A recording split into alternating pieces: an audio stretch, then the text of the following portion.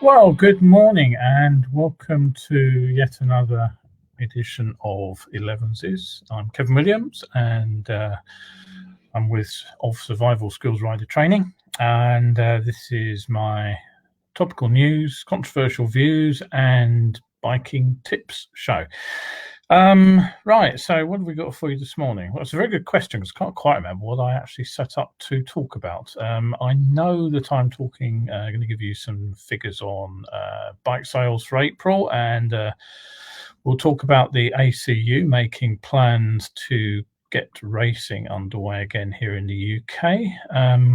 I've got an item from the bike shop's reopening as well, what Oxford products are doing to help dealers prepare for that. I'm going to carry that item which I've been talking about doing for several episodes now about IAM and their attitude to the e-scooters, which everybody loves to hate. What else have we got? Piaggio Mp3s, yes, I'll talk briefly about those as well because they can be ridden on a car license.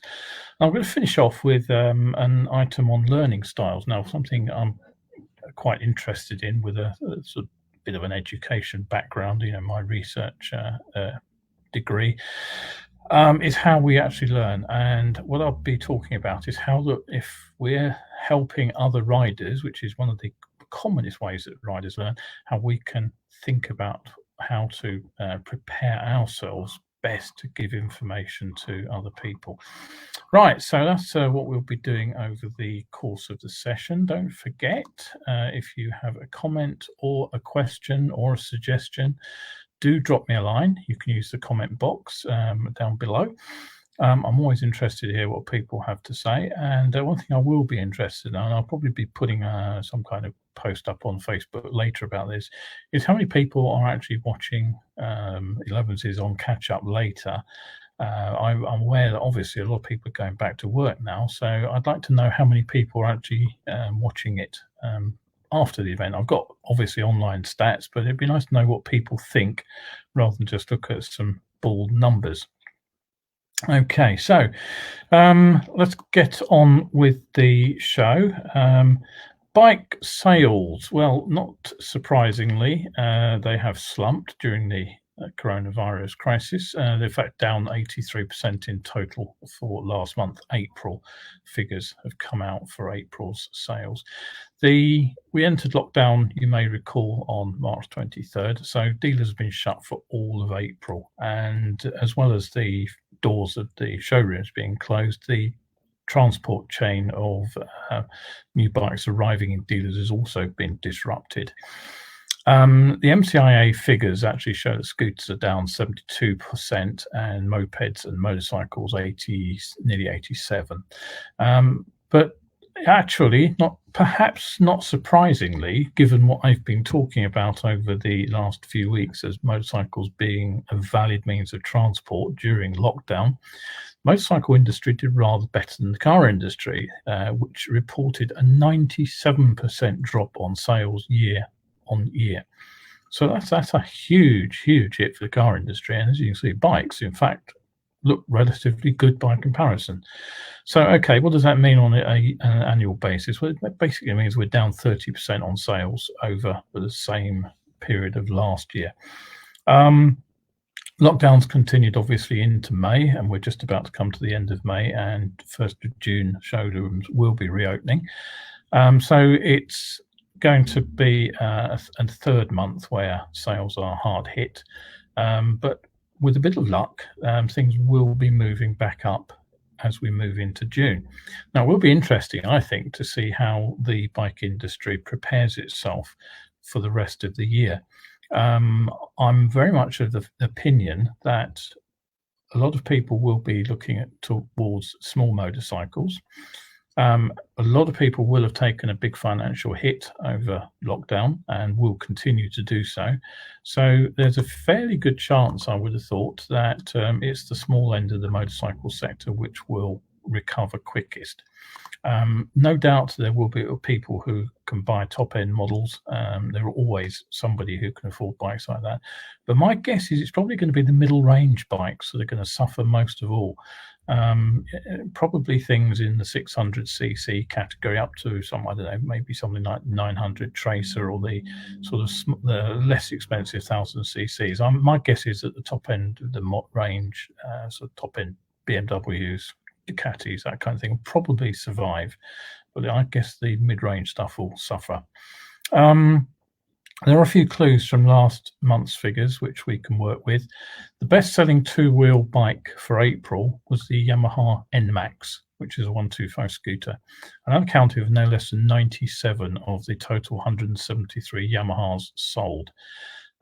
Interestingly, the second biggest selling mark after Honda sold 312 models last month, was the budget brand Lexmoto, who managed 177 units sold. Obviously, Lexmoto are at the more inexpensive end of the market. Their bikes are often scooters, 125s.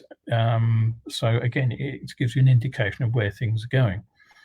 The perennial best-selling BMW R1250 GS sold 272 models in March and just around about 10 in April. And that is another interesting figure because it's exactly the same number as the Surren Light B electric moped sold. They got rid of 10 of those. Now, again, it doesn't sound a lot until you realise that virtually every other model of motorcycle that sold last month didn't top single figures. So, okay, that's what motorcycling's doing. What else do we know? Well, the ACU Board of Directors have just been discussing a return to racing, and they base that on the latest advice from the government. And what they're saying, of course, is that whilst all social distancing measures will need to be respected, they will start training days for those 16 and over from the 1st of June, and practice events will be allowed from the 8th of June. Competition permits will be issued for events commencing on or after the 4th of July.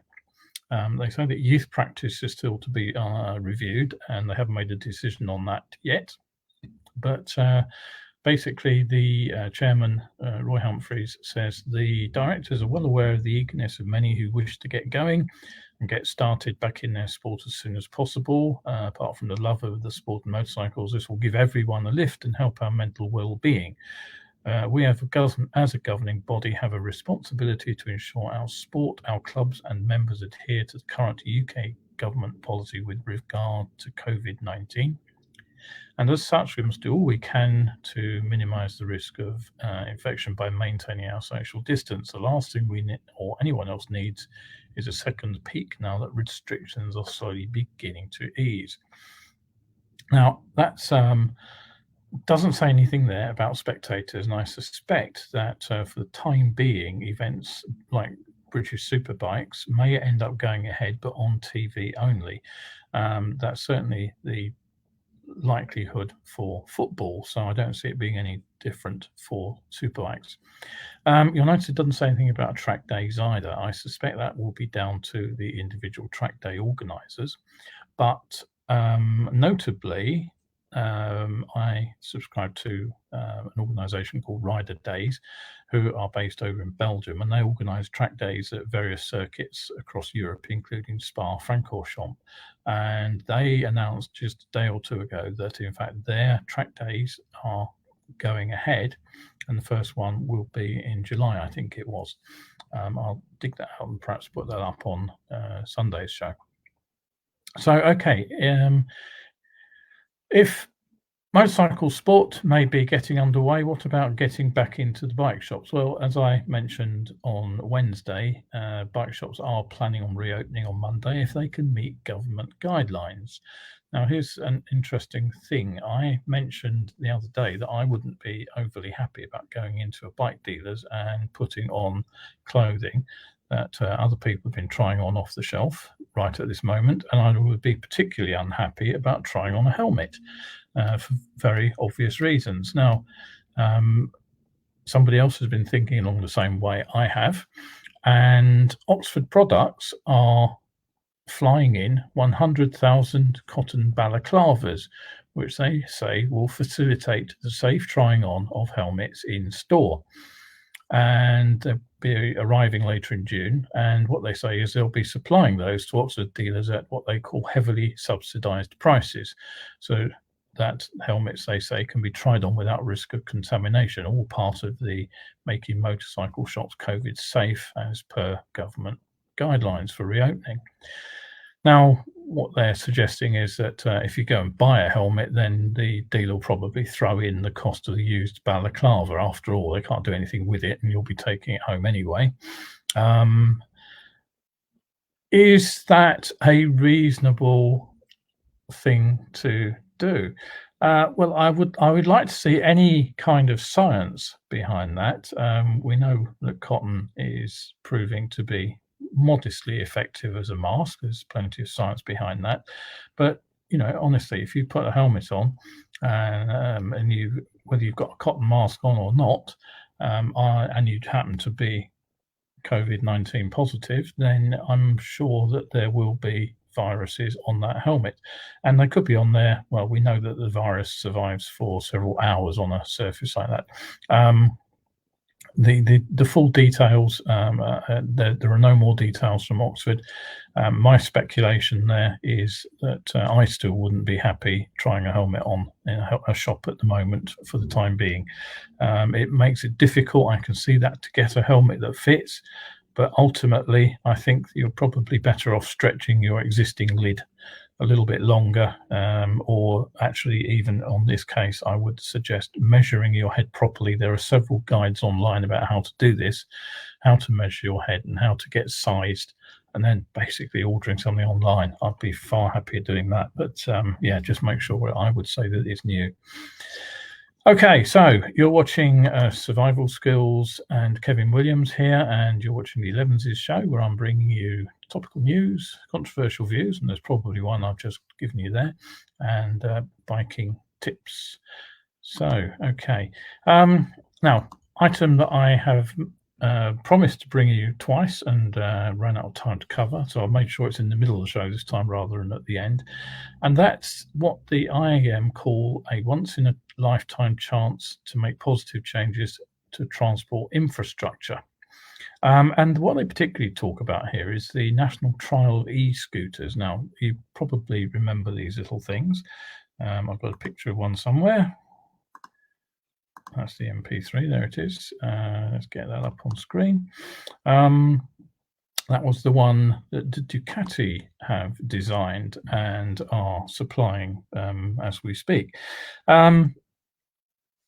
People's attitude to these seems to range from love, if they've got one, to hate, if they haven't, and everything in between. However, what we can say is that more people are using them. The problem is that we don't have a way of fitting them into the current road system. They're not legal for use on pavements, and frankly, I would think that they are probably reasonably dangerous on a pavement. And we don't have access for them on the road, where equally they're probably not fully at home. So there is a real problem here. How do we get these things onto the road, and how do we get them out there safely? The IAM believe that the government need to run these trials to get sort of this feedback and to find out from the public what they think of them. So basically the road traffic regulations have been temporarily amended to allow these things to be trialled in selected cities, and then there will be consultations into how they fit in with other modes of transport. The IAM polled their members, and what they found was that 94% of people thought road safety was paramount, not really very surprising. And they also put the car driver and passenger safety high up on the list. Personally, I'd have put the rider of the scooter higher up, but there we go. But there was surprisingly strong support for letting these e-scooters access cycle lanes and cycle tracks, with 76% of respondents thinking that was the correct way to go. Just over a third reckoned that they would be willing to see them out on the road, but the majority, 67%, 2/3, thought there was no place for them in pedestrianised area or on pavements. Only 1/5 of people supported their use in those kind of areas. So there is, within that group of people, there is some support for e-scooters. Can people just get on and ride them? Well, again, this question was posed, and 76% of their respondents thought it was actually essential to wear a helmet, and also a similar number felt that insurance was also crucial. So the interesting thing is that under the current trials, helmets have been exempted. So the IAM say the government may have to reassess this. Well, helmets aren't compulsory on bicycles, so I suspect it will be the IAM respondents who have to rethink that one. Something else that was felt necessary, though, was that they should have proper lights and they should have proper reflectors. And they also suggested that speed limiters should be fitted to these e-scooters too. And it would make sense in a way to put the similar kind of restriction on them as to pedal bicycles. That's also happening as part of the trials that are coming up. Not many people thought that you needed a driving license to have them, but most people thought that 90% actually thought that you should be of a minimum age 14 to 16, and half favoured a test. Well, again, I don't think that's likely to happen. If you can ride a bicycle without a test, I cannot see how you can justify putting these things on a sort of a test schedule. Registration and licensing, well, again, that's an old favourite, an old chestnut. A lot of people think that bicycles should be registered and licensed, but under the current circumstances, I don't think it's going to happen. People did believe that they were generally of a benefit to the clean air, 75%, and that they had a potential for reducing congestion, that was 70%. So, okay. Most people thought they would just be used for fun, but they have been seriously suggested as what's known as a last mile solution. You may remember that much of central London is being fenced off to private cars. And whilst that means that people can take public transport and then walk from the sort of tube stations and train stations, sometimes those walks are fairly lengthy. So using something like this to do that final stretch of the journey may make sense, whether they're the sort of thing you swing over your shoulder and carry on the tube or the train, or whether you actually pick one up from a rack outside the station and just ride it the mile to work, as you would do an electric bicycle, from one of these higher places. So there's different reasons for using them. Something like 50% of people actually saw them as a viable alternative to public transport. Well, I guess, again, if you're using public transport for a very short journey, maybe that's the case. But the point is that what this does mean is that there are people thinking seriously about how we can change the way that our roads are designed. And we are going to have to accept some changes. We cannot go forward post COVID-19 with restrictions on how the tubes and the trains are filled out with people, and still expect things to be exactly the same. And I think electric motorcycles, electric bicycles, and possibly these electric scooters have a role to play. Okay, so don't forget you're watching Survival Skills here and Kevin Williams and my Elevenses show. My books are still available if you want something to read while you can't ride. Head over to my Lulu Spotlight page, and the address is there flashing past you on the screen right now, and you can find my range of better biking books which are still available to order and have delivered to you. Right, okay. The Piaggio Mp3. I mentioned I've got a picture of this somewhere as well. Let's have a look. There it is. Let's get that up on screen. There we go. Oops, that's the wrong one. What's happened there? There it is. It's back. You'll probably remember the Piaggio Mp3. The first one that came out caused a few raised eyebrows.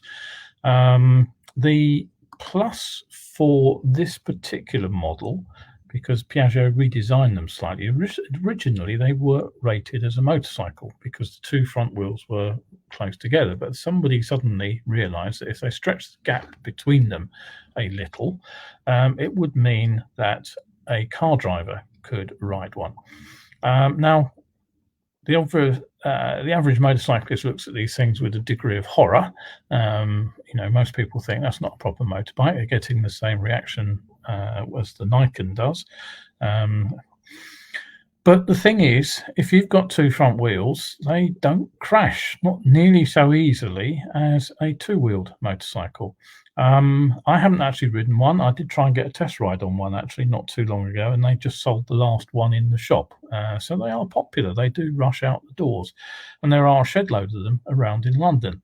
I've often said that if I was just doing CBTs with 125s and scooters and things, I'd be quite happy to ride one of those around all day. I wouldn't have any problem with that at all.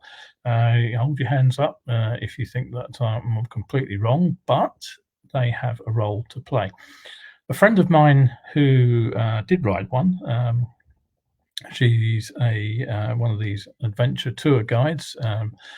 Last big trip she did was down to the south of South America, the sort of pointy bit that sticks out into the Great South Sea. She got within a few miles of that before the road was closed.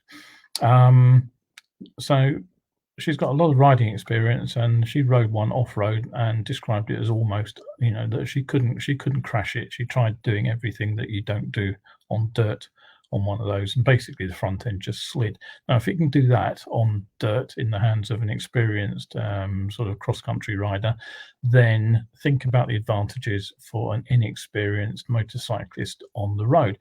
We'd likely see a lot of people taking up biking, and to get to work, to avoid having to use public transport over the next few months.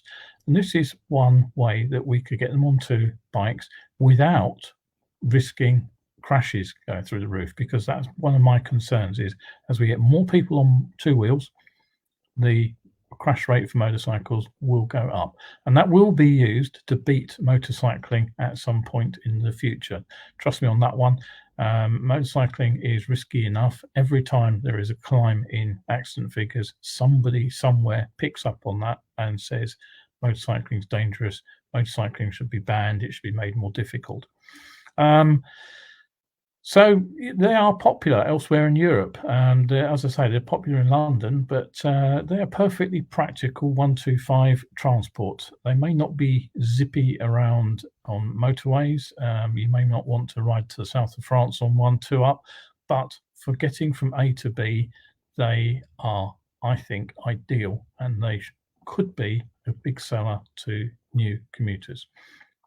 All right, okay, on to the last item now, learning styles, but just remember, I'm still running Elevenses on Wednesdays, Fridays and Sundays for the foreseeable future, and I will be looking at some way to keep Elevenses running, even if, touch wood, I start getting busy with my training again.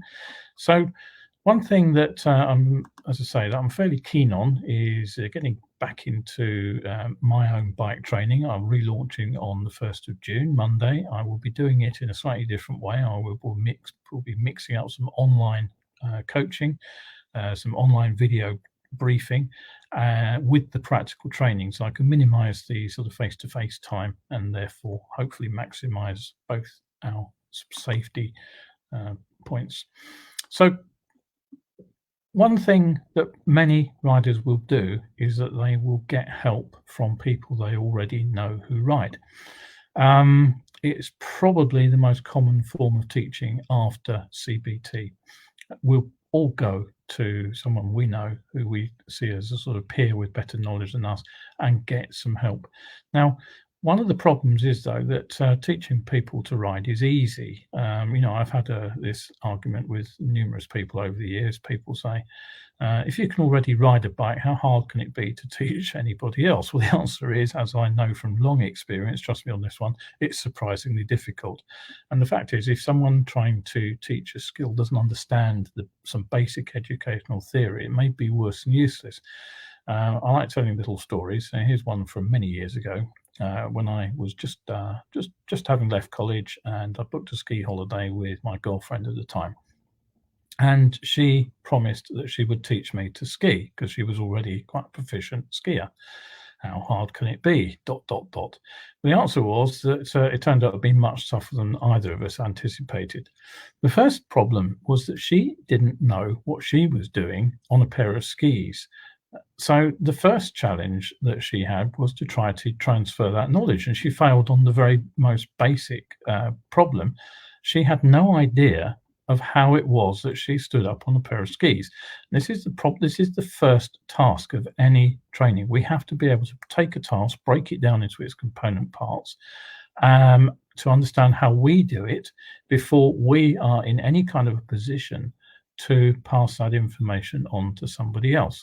A classic example from motorcycling here is cornering. Most people really don't understand how they get around a bend. And I'm not just talking counter steering here. You will ask a lot of people about how they steer a bike, and a lot of people will not understand counter steering. So how can they teach that to somebody else? They don't really know where or why they are using the machine inputs either. So they cannot break that skill down for themselves. So again, they cannot pass that on to somebody else. Now, we also need to understand, though, how other people absorb the information that we're trying to give them. When I took my BTEC some years ago, one of the interesting parts of that BTEC was in how we actually learning styles. I revisited that incidentally when I did my NVQ in distance learning. And it was something that I took quite seriously.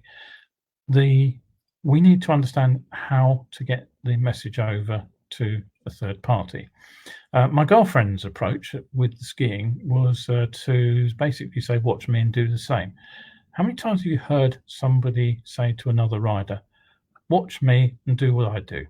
Well, the thing is, it doesn't work, because you have to be able to figure out what the other person is doing to make sense of it. And if you don't understand that, then watching what somebody else is going to do is completely pointless. It simply does not translate into somebody being able to copy. We can drill someone. The military use techniques like this, gun strip, for example. You will learn to strip a gun because it's a series of repetitive tasks, and it's easy to watch somebody else, relatively easy to watch somebody else strip a gun and then copy those steps, and then basically you build that skill up. But it is a repetitive drill. It doesn't involve any understanding. And so the learning is what's called rote learning. Now, most of us learn in a preferred way. And this is what's known sometimes as the visual, audio, kinesthetic style of learning. Visual learners do learn through watching. They will watch demos or watch videos. They will see what's happening, and then they'll take notes. And writing apparently is a good way of cementing what you've seen into your own head, and then you're able to recall it more easily. Auditory learners, however, you're doing that if you're listening to this podcast and learning anything, you're learning through listening. We don't necessarily have the same requirements to write things down while we're learning through our auditory sort of abilities, but we do require being able to listen without other distractions. And then there are the kinesthetic learners. These are the people who learn by doing. A good example of this would be tying a knot. I can tell you how to tie a knot, I can show you how to tie a knot, but the best way to learn how to tie a knot is to repeat it. So there are different ways of learning. What this means really is that a trainer has to not only provide all three kinds of learning, but also has to identify which learning the trainee is doing best. So, for example, I would start with a verbal explanation of what we're about to do. That's some sort of auditory learning. I would usually have a video that I would show a trainee. I tend to do that through a pre-briefing now, but there you have some visual learning, and then we will go out and actually do it on the road, and people have the chance to actually try the skill out. So there's your kinesthetic learning. We also use what's known as a Socratic method of teaching, and that's to use leading questions, because the best way of learning something is always to figure out the answer for yourself. There are two ways I can give you a piece of information. I can tell you the answer, in which case most people go away and think, I know why, I know that now. Or I can ask you enough questions and feed you just enough information that you figure it out for yourself. Now you've actually learned what that piece of information is, rather than just knowing it. So there's a very big difference between learning and just knowing. So basically we need to understand how people learn. We have to watch ourselves as we deliver this information, which is getting through to them. Years ago, I learned this the hard way in some ways. I had a trainee.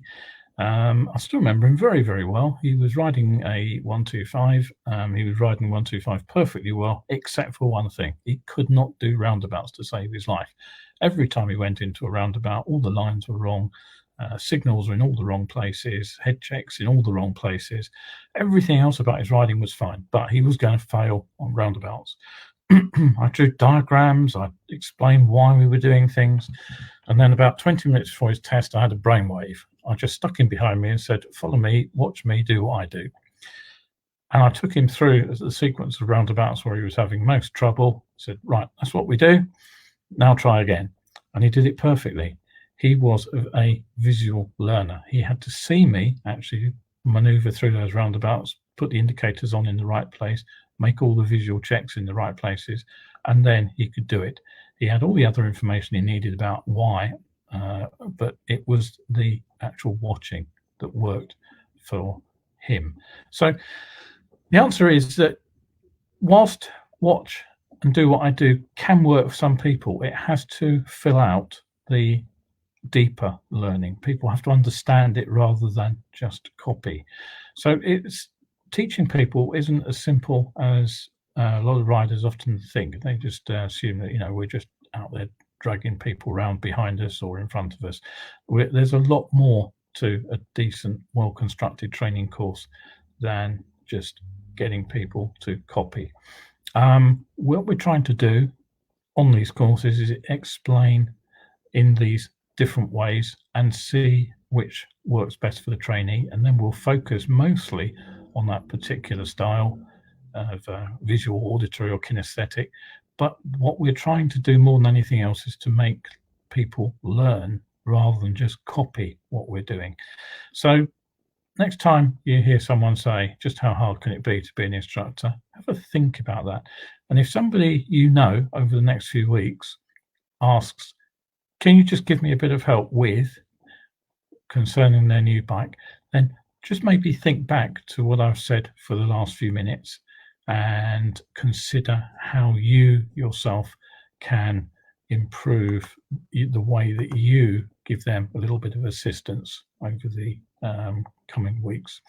Right, so okay, 11:33. We've reached the end of yet another show. Thank you once again for watching. Don't forget, if you are keen to find out more, you can head over to my Ko-fi page, ko-fi.com// I should say, survival skills, where you can find the previous editions of these videos, but you can also find free content and also supporter and subscriber content. And one thing you can find in the subscriber content is the contents of my performance bends e-course, which I'm putting up even as we talk. So thank you very much again for looking in on Elevenses. I trust we'll see you again on Sunday. Bye for now.